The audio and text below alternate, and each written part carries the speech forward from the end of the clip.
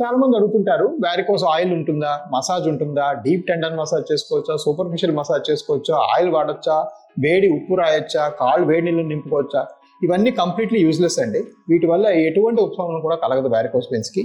ఒక simple concept ఏంటి, మనం సపోజ్ తలనొప్పి వచ్చింది అనుకోండి, అమృతాంజన్ రాసుకుంటే అక్కడ మంట వస్తుంది. ఆ మంట ఏం చేస్తుందంటే లోపల పెయిన్ని కాస్త సప్రెస్ చేసి ఒక గేట్ కంట్రోల్ థియరీ అంటాం.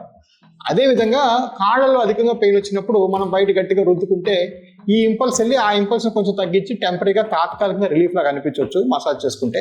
బట్ దానివల్ల మీ కాళ్ళలో సర్క్యులేటరీ ఫెయిల్యూర్ ఏదైతే ఉందో, బ్లడ్ సప్లై ప్రాబ్లం ఉందో, అది ఏ విధంగా కూడా సాల్వ్ అవ్వదు. పైపెచ్చు ఆయిల్స్ ఎక్కువగా రాసుకోవడం, దానిలో పర్ఫ్యూమ్డ్ ఆయిల్స్ అంటే ఎక్కువ వాసన వచ్చేవి అలాంటివి రాసుకుంటే వాటికి వచ్చే కెమికల్స్కి ఇంకా ఫర్దర్ ఎగ్జిమా ఇంకా వర్సన్ అవుతుంది.